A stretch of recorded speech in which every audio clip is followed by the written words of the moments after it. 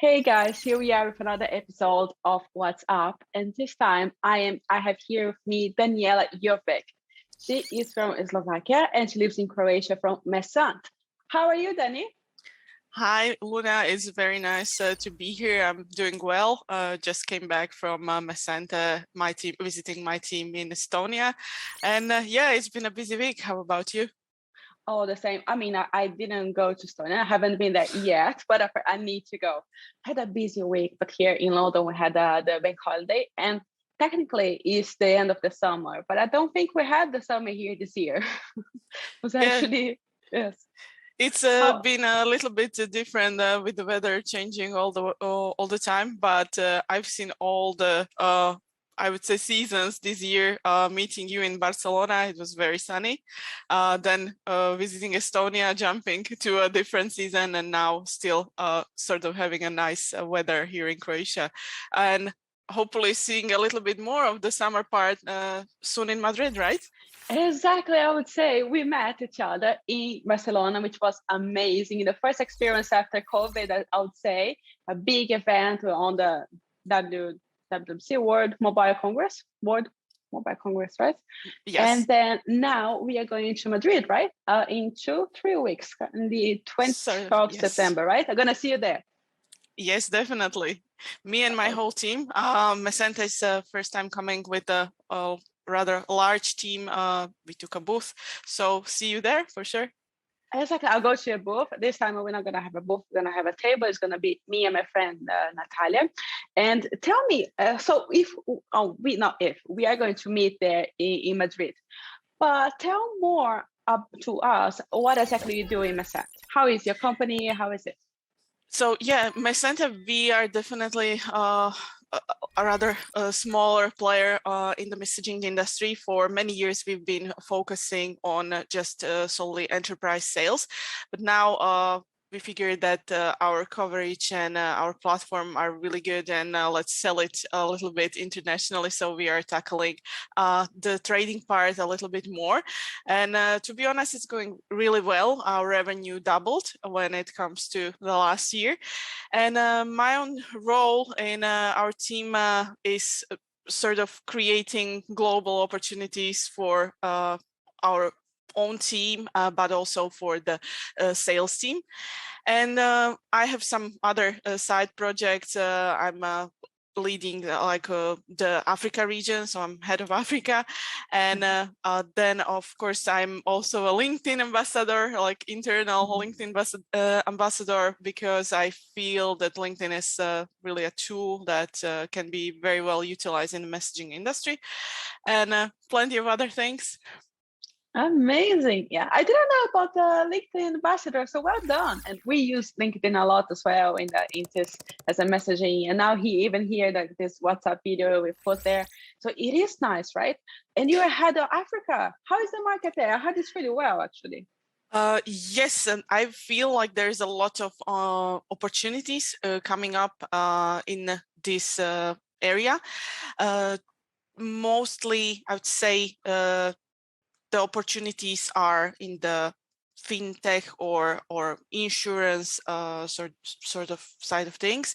There is a lot of new businesses and people who are trying to penetrate the African market, and Messente having a really good experience with selling to the financial sector. We feel that this might be a really good opportunity for us as well.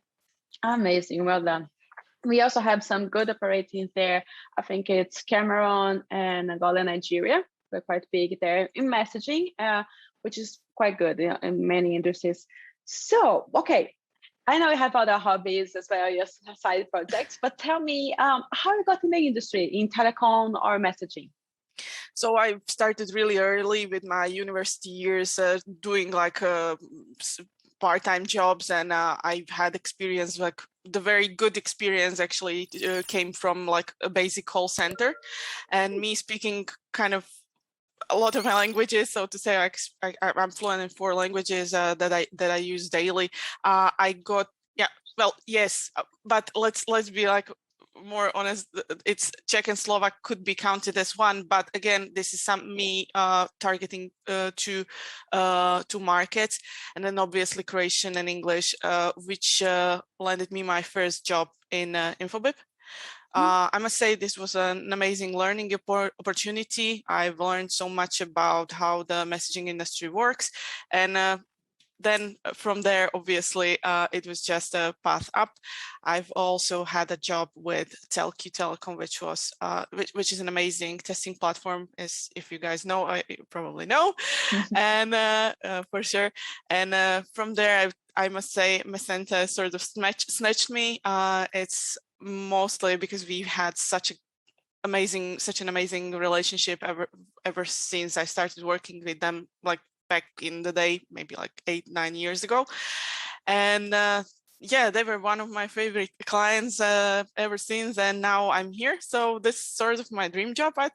I'm gonna say it's a little bit too much, but yeah, it's really genuinely really, I'm really happy to be here. So yes. No, exactly. Like if you had a good relationship with them, or you were a customer, a client, and you're dealing with them, and now you are with them, I can see that. That's why you were so happy in Estonia. I saw your videos and pictures. Amazing. Well done for you. I'm happy.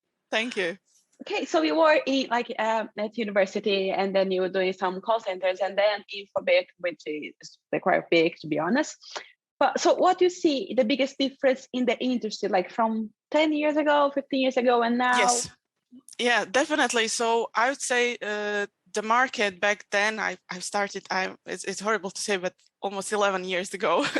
You're young, come on. But the market was quite different back then. We used to call it like Wild West. There was almost no regulations. The operators now are very serious, very sort of closed, and they've started with all these changes within like how to divide the traffic and how to regulate it in a sense. The other thing that I would say, like, there was a huge shift in messaging in actually the content or use cases, so to say, and that was that previously it was very heavy on the marketing side. The messages were mostly like all promotional, and it shifted almost completely to the OTP, OTT side. And there are new use cases, this sort of identity verification, two-factor authentication. So this is definitely one of the biggest changes that I can see. And yes, just moving towards sort of better usage of the messaging as a channel. I know you guys are also part of Mobile Ecosystem Forum that we just recently joined because we want to make the messaging industry a better place, for sure. Yeah, exactly. And exactly what you said. Before it was more promotional and more like P2P, people to people talking, just messaging. They were not really using it, right? SMS, after we came with the more online operations. But then I think the operators wanted to regulate because they saw the business opportunity.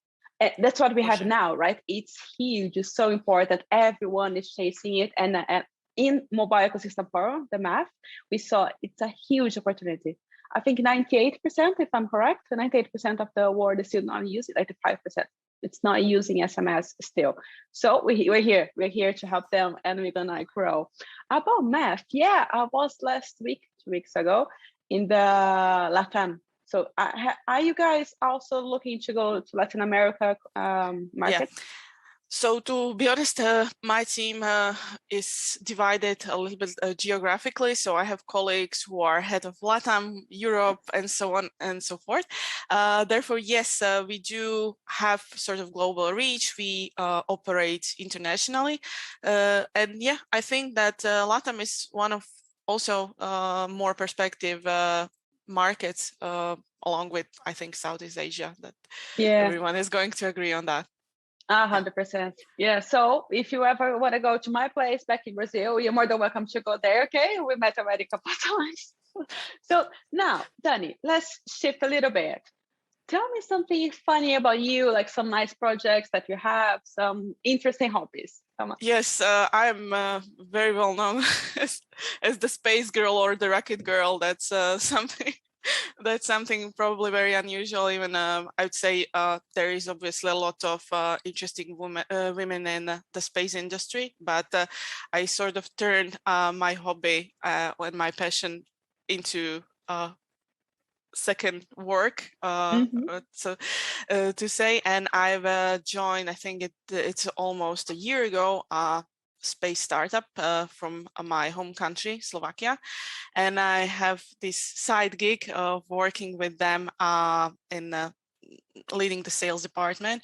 And the company is called Space Manic, and we actually build small satellites that we send to space. Amazing.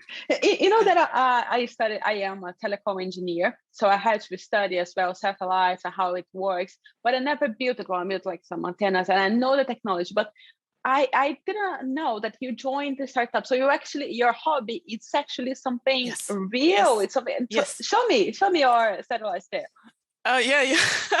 So these are very small satellites. This is just 3D printed model. Obviously, it's aluminum and proper parts when it goes to space. But these nano satellites are something very new in the space industry. They are on the cheaper side. That makes space available to everyone. This is just a one unit. They are stackable, so you can put 2, 3, and then 6 and 9, and so on and so forth. So you can build a rather large satellite. This is our own hardware. We actually build it from scratch, and I work with companies who sell us launch opportunities. So basically, I put our satellites on the rockets and off they go. Recently, our satellite had a huge scientific breakthrough. It's a first satellite of this size, because there are obviously bigger satellites that can do the job, but this is on the very affordable side. This is the first time a 1U small satellite detected gamma ray bursts in space. And I'm very proud to say that it is partially our project. So yes, that's really amazing. I feel like there is a lot of future in this new space industry, mostly because it's becoming more affordable. More people can afford to try their technology or send their experiments to space. Also, many startups and tech companies, they want to build their fleet of satellites for their IoT project. IoT is a very huge thing these days. Therefore, yeah, I sort of have this secondary career, if you wish, working on this. And yes, so that's sort of my hobby turned into. So I'm sure you're really proud and happy to hear what Elon Musk had to say to us in Barcelona. He said to us, he was talking to us in Barcelona. Remember the SpaceX and everything? How do you think about that? How do you feel about that? You know, I absolutely love whatever Elon Musk, Jeff Bezos, or Richard Branson, or all these amazing entrepreneurs are doing. It's making people more conscious about all the possibilities the space is bringing, all the advancements for the humanity that actually came from space research. So I absolutely support whatever efforts are put to space. And yes, I think the medicine and technology wouldn't be here now where we are, hasn't it been for all the previous space projects and space exploration. Space girl, you know that my name is Luna, and I completely admire the space. I see a telescope there. It's my dream to have one. I will have, we do like stargazing and everything. So thank you for your time, Dani. It's amazing. I'll see you soon in Madrid, right? Yes, and we speak more with this amazing technological space woman that you are. Amazing. Thank you. I'm so proud to have this, human in the technology. It's beautiful. Thank you, and see you soon, okay? Have a great day. Bye-bye.